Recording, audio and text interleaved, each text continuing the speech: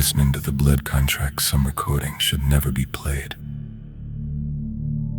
The package arrived just before sunset, left quietly on the narrow stone steps of an old house at the edge of the village, where the air always seemed heavier than it should have been, as if the field surrounding it absorbed sound instead of carrying it.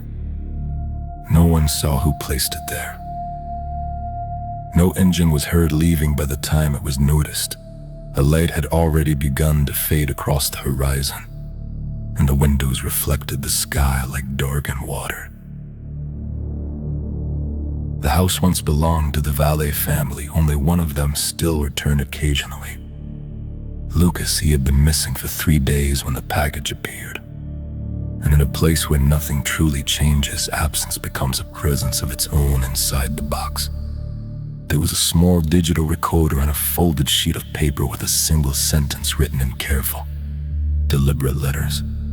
Play it alone. Cover the mirrors. The recorder was first played that same evening.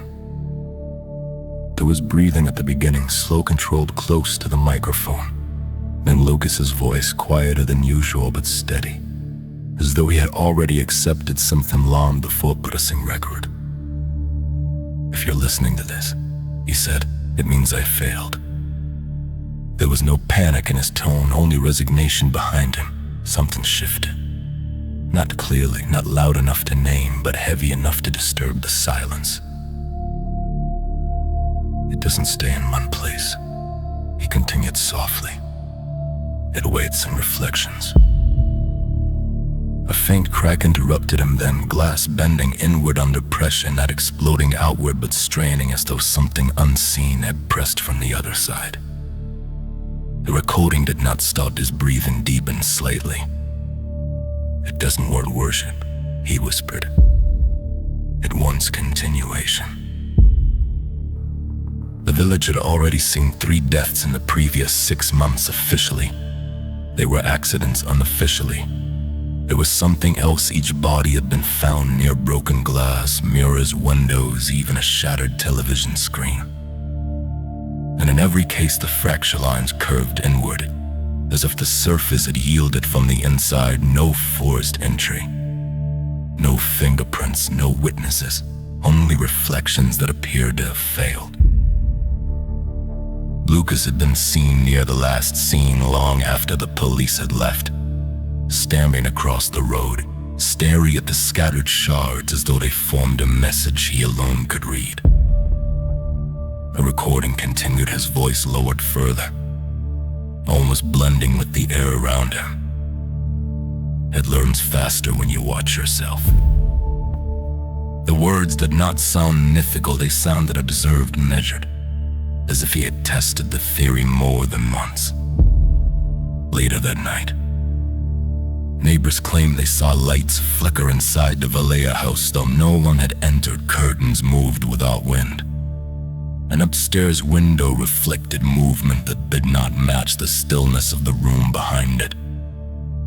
When one neighbor stepped closer, the reflection appeared to shift before she did, adjusting its posture as though anticipating her movement rather than following it. She stepped back immediately. The next morning, the hallway mirror inside the house was found covered with clean fabric. It had not been covered before.